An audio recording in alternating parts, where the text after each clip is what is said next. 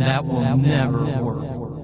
You can't publish that. Seriously? Don't. Oh my God, that's another thing. That's bad. You probably should find other hobbies. You ever learn how to stop? Stop. Be happy. Quit while you're done. Don't bother me. I've seen better people. Do you really want to do that? And my third grade, give it up.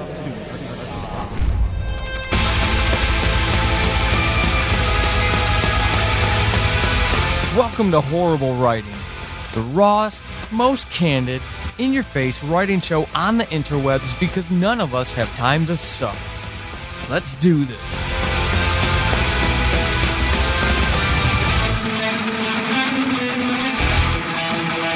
Welcome to episode 65 of Horrible Writing. I'm your host, Paul Sading, and with me today, I have USA Today bestselling author, Anthony Award-winning author of The One That Got Away, Accidents Waiting to Happen, and about a zillion other thrillers and horrors. I'm here with the one and only Simon Wood. Simon, thank you very much for joining me today.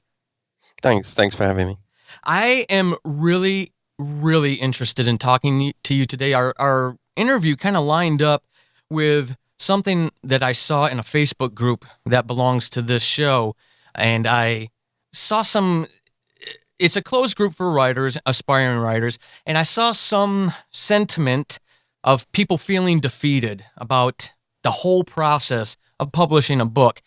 And I took to the social medias and found this video of a mama bear and her cub trying to traverse the side of a mountain, and a snow-packed mountain. And mom made it up. You know, it was a tough journey, but she made it up. But the cub kept slipping, and it's like a 10-minute video of, you know, this nature footage of this cub trying to get to the top of that mountain, sliding hundreds of feet at a time and working its way back up. Ultimately, it made it up nice and safe with mom. And it reminded me of the topic we're going to talk about today, perseverance. So for you, when it came to perseverance, and anybody who's going to check out your work when they hear this interview, they're going to see just a wealth of offerings that you have out there for folks. Is perseverance, is that drive and determination, that is it unbreakable for you, or is that something you deliberately had to set out and work on, or is it just part of who Simon is? I think perseverance is something that wanes and waxes kind of thing, because there's at times where you just go, this just isn't worth my time. I can have less heartache and have more fun doing, mowing the lawn than I will, doing anything to do with publishing and writing. But there's just kind of that thing that with everybody I've ever really talked to who's managed to make a go of writing, is that you have to be in it for the long game. You have to basically keep swinging at it, because it's never going to be easy. I got into something with somebody on Facebook who was sending out nasty letters to somebody based on their experiences of, and I just went, dude, if that is bothering you, the whole gambit of publishing is going to be crushing. Of what's, because, I've had issues with publishers going bust, issues with publishers, messing around with royalties, publishers dropping you, publishers picking you up. And there's just this whole roller coaster. There's not this lovely sort of thing. You make the first break and then, your career goes up and up and up. It's going to get sideswiped and T-boned pretty much every year by something that you're not expecting. And part of it is you're just going to either roll with it and just keep going, or you're going to stop. And it's just that desire of, like, this has become what I wanted to do in my life. I wanted to write and tell stories. So that means that I've got to be okay with the slings and arrows that are going to come with it, because they are going to come with it. Now, for you, it's great that you said that. Again, anybody who looks you up or already knows your name, it's impressive. Your library is impressive. So to hear you say that it's never going to be easy, as someone established as you are, what goes through your head when you're at conferences or you're talking to someone on an interview? You know that there are people who are, just trying to start their journey out, and they hear somebody like you say, "Hey, it's never going to be easy." For you, w- eh, how do you balance that? How do you address that for someone in that predicament? Because obviously it could be discouraging for them, and we don't want to discourage others, and it's not necessarily an inherent trait. You can develop that perseverance. So as you're thinking about those things, what are like, from your own experiences, maybe even some of the ways that you can kind of mitigate the negative impact of what that sentiment is, that hey, this isn't going to be easy, you got to be in it for the long haul? How do you deliver that to somebody who's maybe struggling right now, or they're just starting out and they're like, God, if Simon's saying this, I'm gonna go back to Walmart or something? I just kind of say to people, it's like, okay, this feels like you're just slamming your head against the wall and nothing's going to break, and it can be one small thing that can change stuff. Okay. It literally can be you trip over someone, or someone remarks on something and it's like, I didn't know anybody was listening or anybody was watching. But also it's that thing, you got to be prepared that it's not going to happen tomorrow. If you're hoping for it to suddenly open up, it may do. I know people who've literally, submitted to one agent, got the agent submitted to one publisher, the publisher accepted it, the publisher made it their main book and you're like going, that is just the dream thing. But Yep. that is, you know, more than one in a million. Right. And, if you go in the agent route, there's the issue that it's going to be, they're probably accepting one in every several hundred clients. So, that tells you not everybody's going to make it to the finish line. And you have to be okay with that. Mhm. You have to be okay that this could all stop. What you have as a dream may not work. But at the same time, if it is what you want and it is your dream, then you're going to have to punch and kick your way all the way there. What do you use, or what have you used in your past? You said you've got to be okay with it. I know I could assert my own values onto that, but what about you, Simon? You're the legitimate one in this conversation. How did you make yourself, air quotes, make yourself okay with that long game and running into walls or stepping off the cliff in order to keep going? I think it was just support from others. My wife, I think, believed in it more than I did at, at, at the beginning. I think there's just the thing of taking it in small pieces. The same way I write books, it's literally one piece at a time. It's the same with the writing. It's you just look at it and go, hey, it's gonna be, if I can sell a short story, then that's good. If I can sell two short stories this year or this month.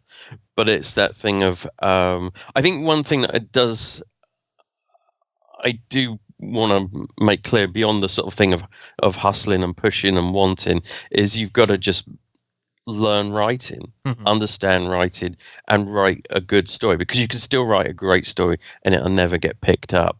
But if you write a poor story, then it's definitely not going to get picked up. But part of me was just that thing of like going, this year, right at the beginning, it was this year, I want a short story published. That's it. Okay. And then it became, once you broke that, it was, like maybe 5 for next year. And you kind of just you're putting the carrot in front of yourself, Mhm. and you keep pushing that. And it's that thing of, but also, I used to just, one of the big mistakes I think I made at the beginning is that I would not poke my head above the parapet unless I'd published a story. I didn't go to like writers' conferences or join writers' associations and didn't learn from others until I had a book coming out. Okay. And I kind of regret that, because there's kind of mistakes, but there's just kind of that comfort of knowing what others are going through. and what others are learning and what others are doing wrong and what doing right. And I kind of put myself in a little embarrassed bubble for 2 years, and I didn't want to let anybody know. And so I think that would have been helpful, is that you'd have that thing of like, I'm not alone in this. You are, but you're alone with a bunch of other people who are also alone in this.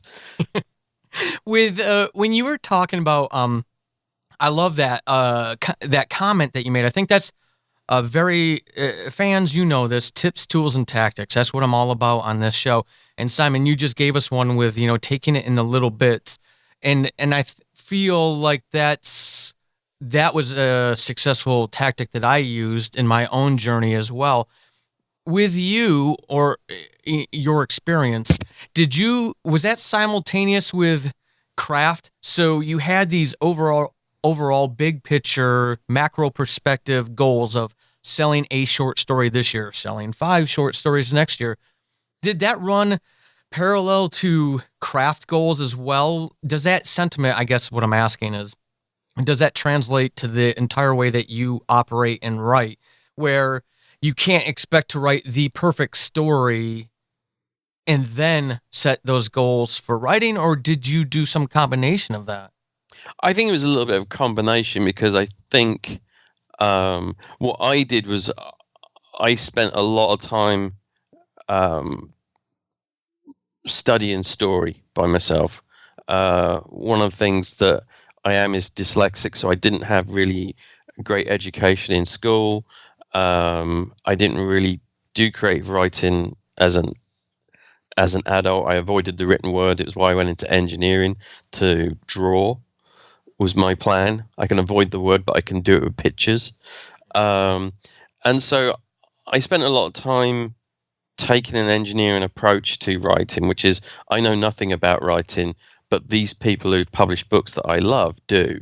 And I just broke them down, examined them, and understood story. And then it was like a thing of, I had one really good book, which isn't in print anymore, on writing short stories. It's sharply called How to Write Short Stories. um, and that just taught me, that little book told me a lot about how you should structure a story. And I just, basically expanded it to books as well. And I just kind of kept working at that, and I kept working at writing basically a competent story, I would say, at the beginning. Not that that was my mental mindset, but when I look back on it, I was writing a competent story. And it took a few stories before you found, I really do believe it in voice, because I think voice is what sells books. I mean, there's 100, thousands of police procedurals and romances where, if you didn't have those different voices, there'd be one romance author, there'd be one mystery author, there'd be one horror author, because everybody's just doing the same thing. And it took me a little bit of a while to separate myself and go, oh, this is the kind of story I'm telling. And it's not that you know that instinctively at the outset. And that kind of came with time, but I was getting some of my short stories published. But I'm still learning as I was going on. And I think, better work came later, and you kind of go, oh, I'm surprised. So I must have saw something in these early ones. Because now you look back on it and go, that misses a lot of little story cues that I would have liked to have put in now. Are you so because we're talking about perseverance, this is why I asked this question, and you made that comment about your early stories. Someone may have seen something. Are you a glass half full or half empty person? And is that kind of what you did, is you maybe weighted those positive indicators? I always say I'm an optimistic pessimist, because I'm always leaning towards glass half empty, but there's part of me that just won't give up on something. That I have to keep pushing it until, rack and ruin turns up at the door. So yeah, I don't know. I won't say I'm this sort of flowers and roses kind of person. No. And listeners, one of the reasons I ask is because everybody's style, everybody's approach, everybody's the way we create works for us as long as we're creating, right? So that's why I wanted to ask Simon, because I intentionally uh, ignore, avoid anything that could be a negative indicator for me, and focus on those little victories that I get that keeps me pushing forward. So Simon, I was really interested to know what your experience was with that. Now, at the Centralia, Washington Writers Conference, you did a couple of workshops, and I got to hear a story there.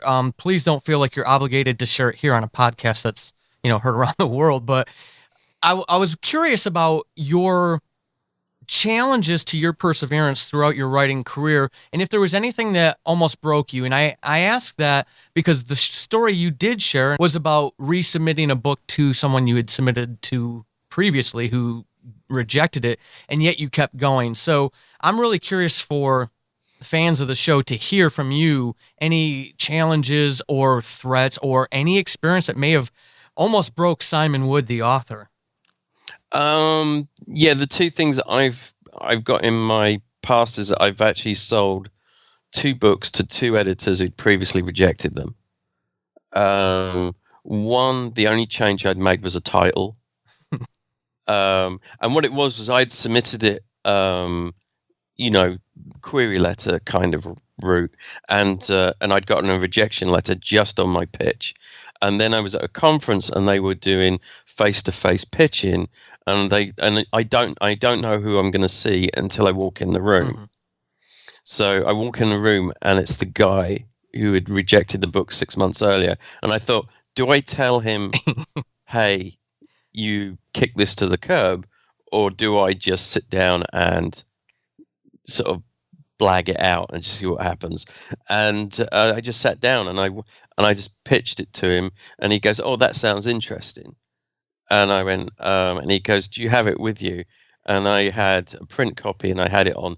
It shows you how long ago it is. I had it on a disc, and I went, paper or plastic, and he took it, and then on the last day of the conference, he said, "I want to give you a contract." Awesome. So that was kind of one of those things where it's like, but I never told him, because it's the thing of like, the stuff that's coming through the slush pile is, I swear half of the editors don't remember what they read last week. Mm-hmm. It's either it did or didn't connect with them. That's all it was. And the second time around, it was with another publisher that I was working with, and I had basically got my working relationship through them through a face-to-face pitch. And this was the 3rd book I was going to do with them. And I said, I have this book. I really want to submit it to you. And I want you to take this as my next one. Because it was a book that at that time had been accepted and not been published by 2 previous publishers, because they both went bust before it came out. So I said, so it was kind of my little Moby Dick white whale book. It's like, someone's going to publish this thing. So I submitted it to him, and he said, yeah, the only thing he made me do is convert the location from the UK to the US, because all my other books were set in the US. And then when I walked away, I went, oh, I submitted that to him about 2 years ago, and he told me no. But, I didn't tell him. I'm not going to go back and say, hey, you said no before, but now you do. Right. He's like, what am I going to get out of it? Why break their heart? So I just kind of let that go. Well, and I think that's an important thing, though. That's a great example. Well, the thing is, I think I've been to one of my editor's offices in New York, and it literally is not IKEA furniture. It's Manuscript furniture. There is just manuscripts that, as big as a desk, all sitting on each other. You could build seats out of it, and you're like going into what looks like a hoarder's room, but it's just manuscripts. And you're like going, they are not going to remember everything. So if there is if you get enough knockbacks on your manuscript, and there's stuff in it, and you get like good info in it, like, make it, cut out every 3rd word or something because it's too long, or, sharpen up some of the scenes or change your character or whatever. If you do that, I don't see any reason why you don't go, when you've got it and you're happy with it, resubmitting it. Mm-hmm. Because it's such a subjective Right. industry that if they've had a bad commute and they're upset and they get your book and it's about a guy who has a great commute every day, they're going to go, yeah, right, and then throw it away. But, catch them on a different day, it could be a different story. Right. The dragging feet drew nearer. Rudolph heard a moan. It sounded like Jenica, but different.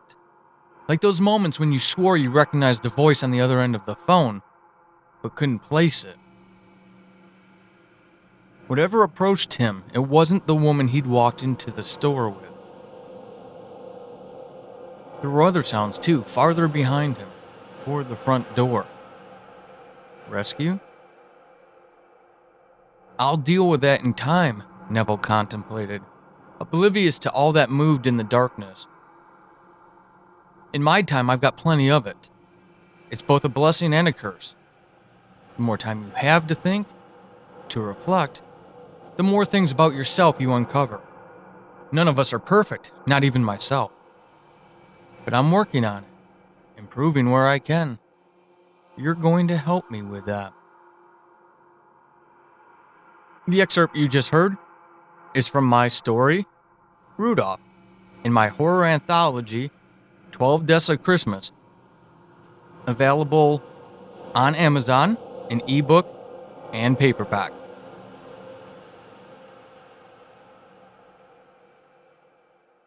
It could be a different story. Right.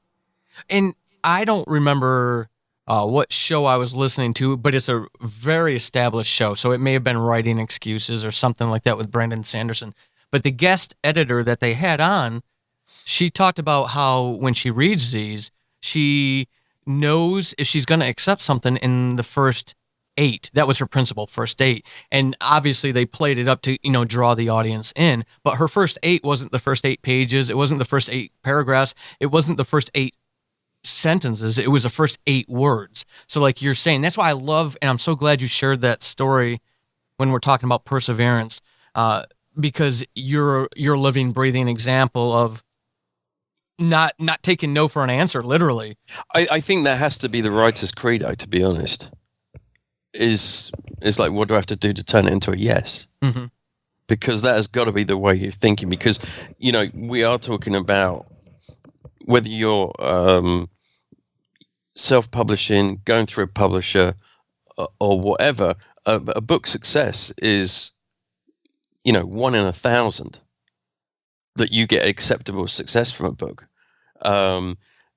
So it doesn't, you've got to be able to go, and what have I got to do different to make it succeed? But I totally understand that. And I think at the beginning when I was writing, when you got an editor to just literally read the first paragraph and go, no. And it's like, how can you say no?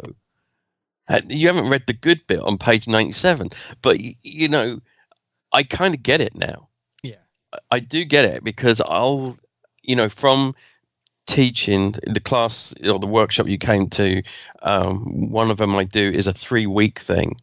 I condensed it down to 2 hours for the conference, but it's actually a 3-week class where we build something from nothing up to a finished outline.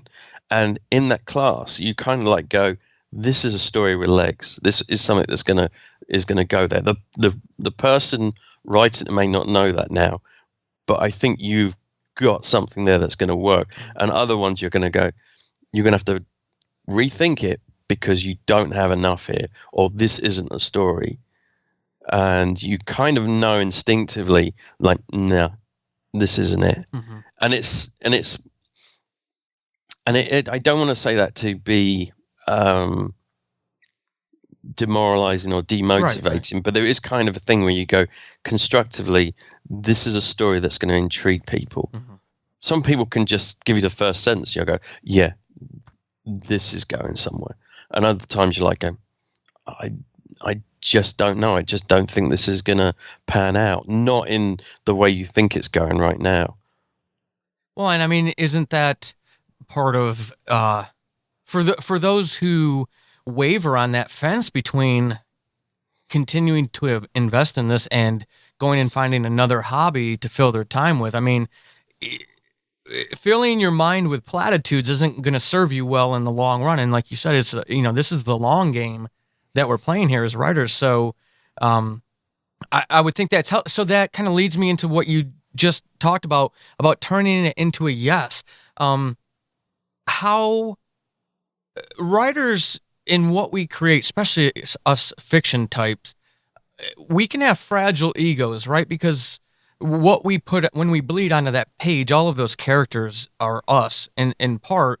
And when you get that rejection, or you get years worth of rejections, in part over time, it's not unrealistic to say or to feel, hey, I'm the one that they're actually rejecting, not these fictional characters. So do you, or do you in your circles, have you heard other established authors as well?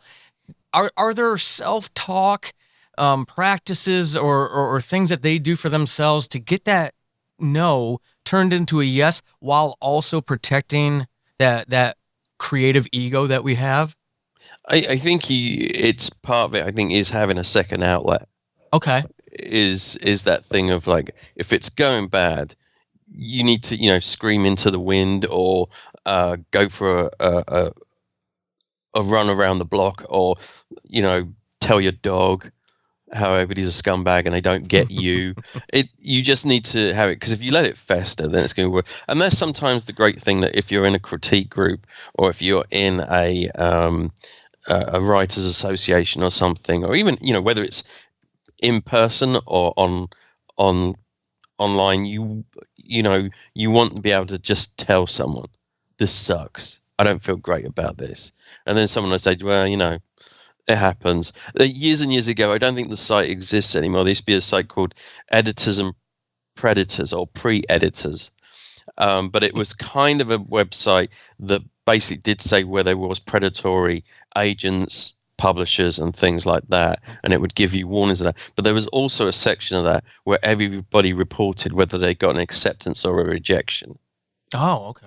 So there'd be just, everybody would say, I got a no from fantasy and science fiction. Everybody got a no from fantasy and science fiction, and because it became a shorthand, everybody would go no from JVG, which was the editor at the time, and you kind of like, it was okay. It's like everybody, like, we all need our no from JVG, and you kind of went okay. And then so there's a lot, and on that, from like 20 years ago, there was people who did make it fairly big.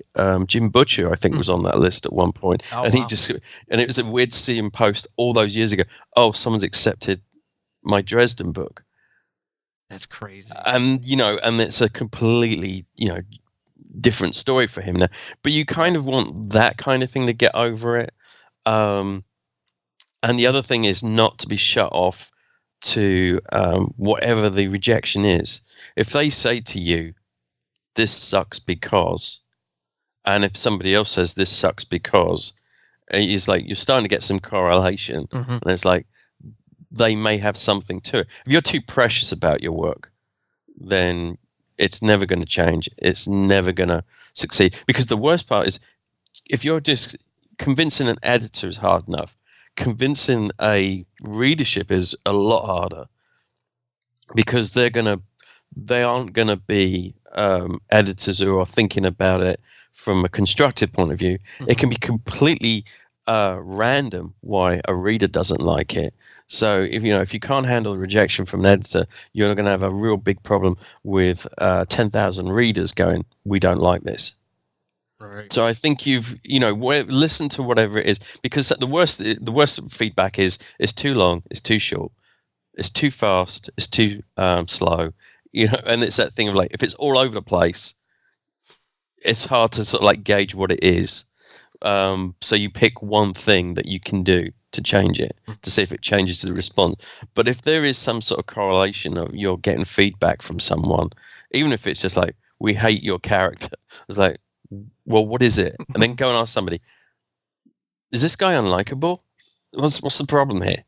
It's autobiographical, so that's worrying. But whatever it is try and find out, turn whatever the criticism is into something tangible that you can bounce off of. Have you ever had someone tell you they absolutely despise one of your characters? Um, yeah, and I've kind of one of my I've had like a few pop up. One was with an early short story when an editor wrote back and said this is so cliched. I was like, and I got so angry that I rewrote it, and now it's been published about 7 times. But I needed that kind of kick in the sack to change it. Right. Um, but normally the books that I've written that are fairly autobiographical are the ones where people go, we don't like the character. Okay. And you kind of like go, oh, that's a bit of a slam. But I kind of rewrote the A.D. Westlake books, which are sort of based on my motor racing past. My wife and somebody else said there's not a lot to him. And I kind of went, shit, that's me. But the thing that came out of that, which is probably the best part of the book, was were the two support characters that basically created a great relationship between these people, and that it's a manufactured family. His grandfather is being his dad, his best friend is his brother, and that there's this assembled family out of tragedy. Mm-hmm. And they work really well. And there's this sort of very much wise head advising a very young character. And that came out of, there's not a lot to him.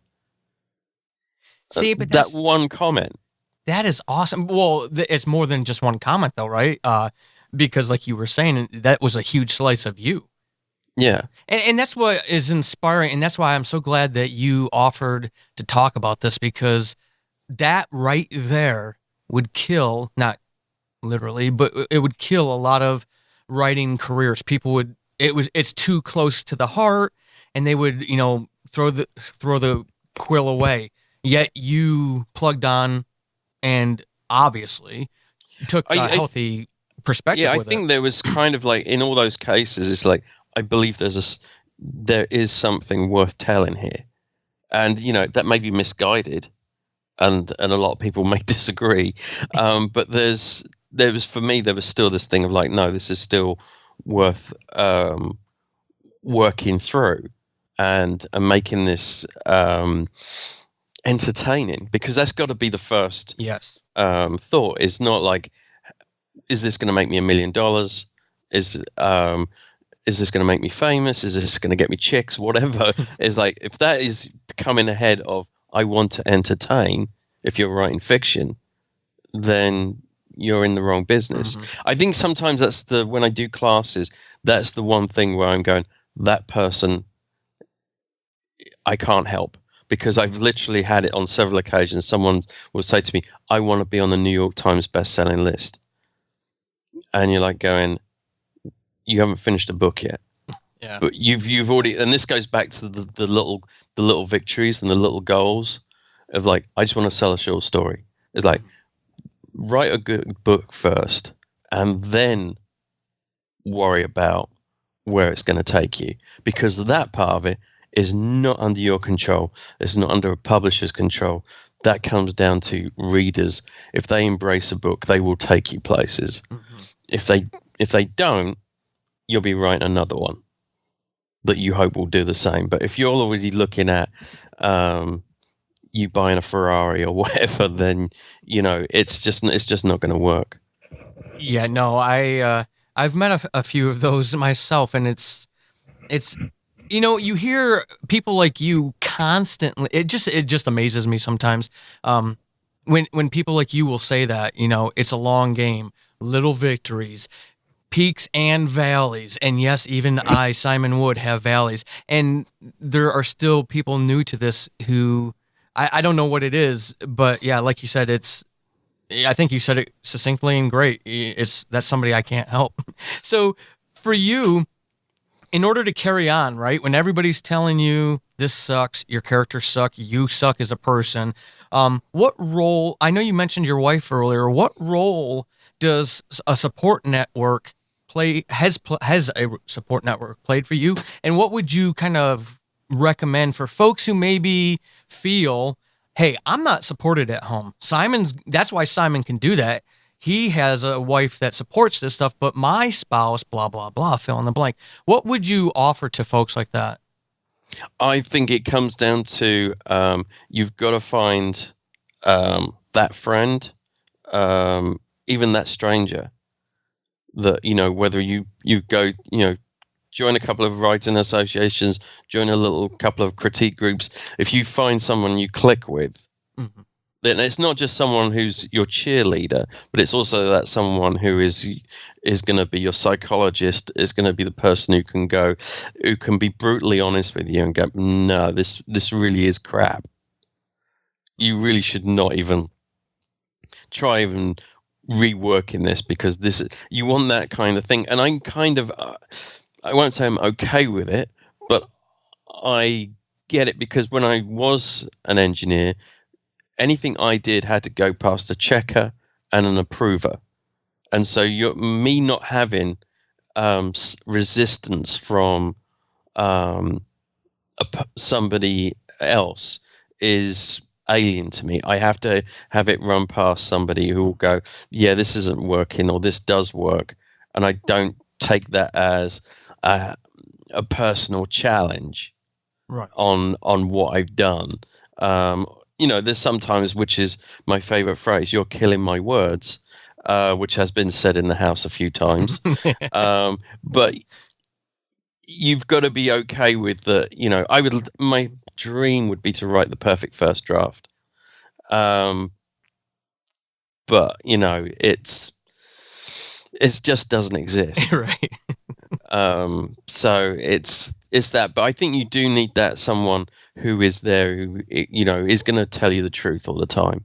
Well, and I think that, I agree. And I think we also owe it to ourselves to actively pursue that, meaning we have to challenge us, or get out of our comfort zones, not necessarily open the gates for that deluge of constructive criticism, but to maybe even safely expose ourselves to people who aren't going to give us the platitudes. They are going to let us know this entire 6,000 word chapter is boring. And I've seen people go into self-preservation mode where they will leave groups when they get that kind of environment in a group. It's not toxic. It's, we literally want to help you make this better, but it's not good as it is type of, they soften the blow a little bit. But I've seen people leave that and never come back again.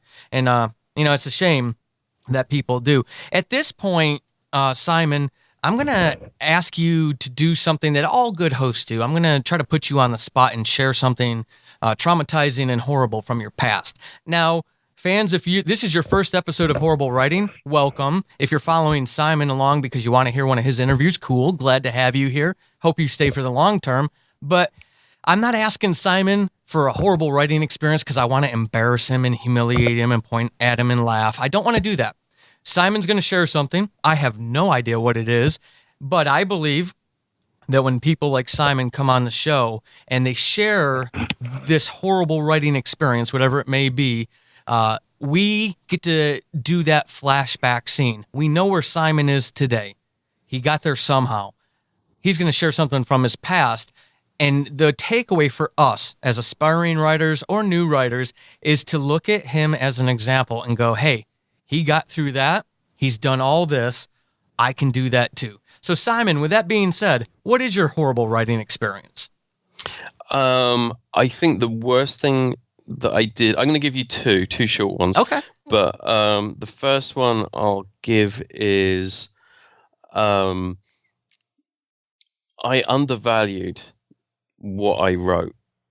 I kind of went, I didn't go, I tell anybody, write what you write what you do, write it well, and submit to the top and work down. I used to submit to the bottom and work up. Okay.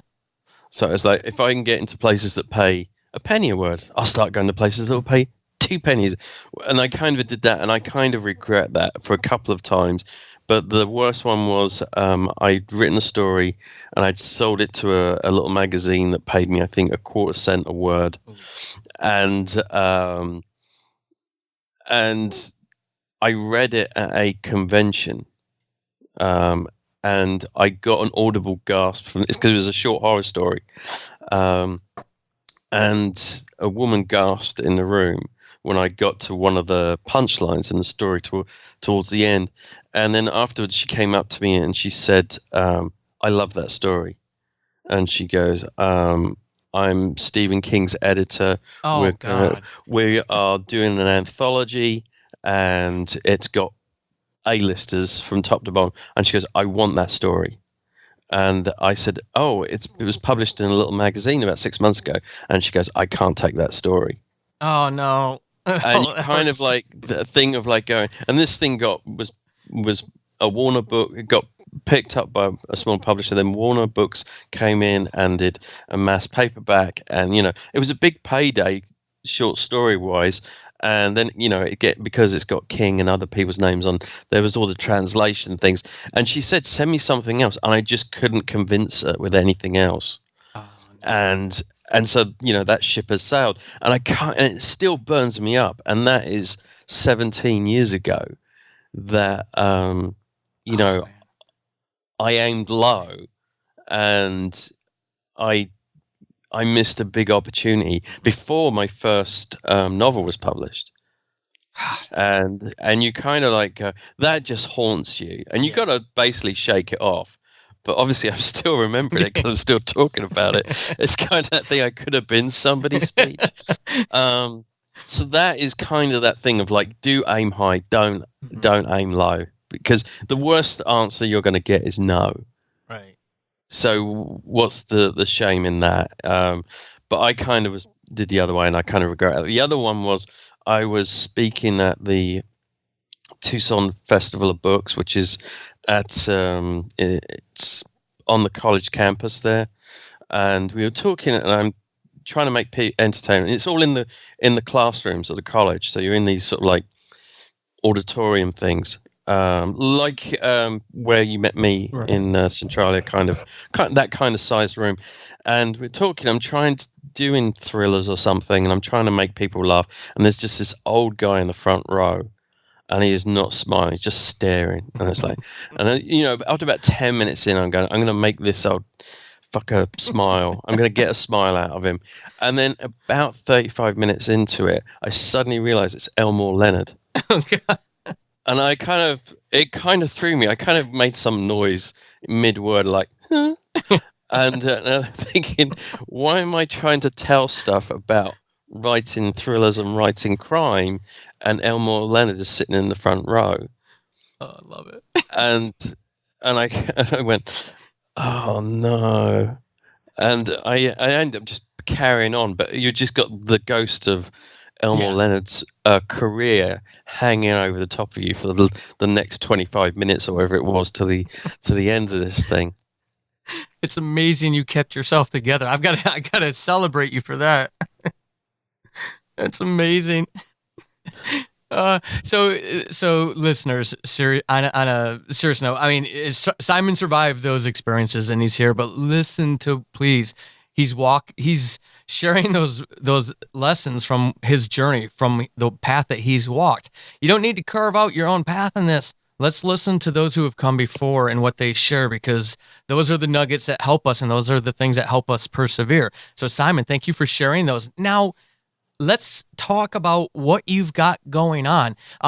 You've got way too many works to mention all in one fell swoop for me, but for you, if one of the listeners hasn't heard of you before yet and they're interested, what would you recommend they check out of yours? And feel free to talk about anything, but what do you have on the docket? What can we expect to see from you in the future? Um, if anybody wants a starting place, my second book is usually the one people recommend. That's called Paying the Piper. It's a kidnap and ransom story. I want to do something different. I didn't want to do the traditional kidnap story. That was my drive, and so that was one that I ended up going to the FBI and said, I want to kidnap someone. How do I get away with it? And they said you wouldn't. But I spent a lot of time with them on how they go about it, and I just came up with something and went, this isn't in their manual, it's not in their scope of doing things. This isn't the motivation they experience for a kidnapping. So a lot of people like that one. There is a follow-up to that book. It's meant to be a 3-book series. It's not a trilogy per se, but it's just I have a disgraced journalist and an FBI agent who are the heroes of the story, and fate brings them together in 3 books. Okay. So the second one is Saving Grace, that came out earlier this year, and the last one will be Doubting Thomas in the future, which I'm interested to do. But they're all based on other. I'm inspired by some other real life crimes that inspired those books. Next thing that comes out, I have a novella coming out on Christmas Day, because it's actually got a Christmas theme to it. It's in my A.D. Westlake series. Oh, excellent. I'm playing with. I've written books in the series, but what I'm trying to do in between books is I'm writing 100-page novella length books that go in between the novels. And so I've got one called half-inched, which is slang for stolen in the UK. So it's a story that takes place over the Christmas period. So I made it to come out on Christmas Day. I think that'd be a lot of fun. It's based. That was, again, I'm very driven by things I hear and that. And I saw a British journalist, talking about issues in Moldova, that there was, maybe if a high-priced car or item was stolen from out of Europe or the US and transported to Moldova, the police wouldn't help because they had bigger issues. And it's like, we don't care if someone loses their $1 million car or whatever. But they said, we wouldn't get in your way if you wanted to get it back yourself. And I kind of went, oh, that's a story. Yeah. Is that you'd get sign off from the cops that they would go, if you do this, we're not going to block you. And I just thought, okay. So that's their little side adventure, is they have to go and steal something back by Christmas Day. That is so. Do you have an active link for that? Outside. Do you have an active link for that already? Yeah, I do. There's actually on my website.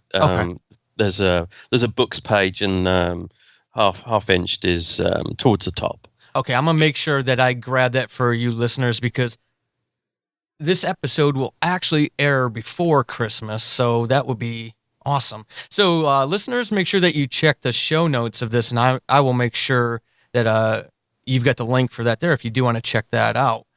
I'll link a couple. I'll link that one specifically, Simon, and then I'll just send them to your books page on your website. Okay. Then that'll be awesome. Okay. So Simon, now that you've shared so much and you've inspired us, I'm sure there are going to be people who want to kind of stalk you a little bit, especially as a thriller writer like you are, horror writer as you are. So how can they find you? My main little places to hang out are on Facebook. I have an author page on Facebook. I have Twitter account where I post little random thoughts and concepts and ideas and pictures. And I do have an Instagram page. Usually if you look up Simon Wood Writes, at Simon Wood Writes, you're gonna find me.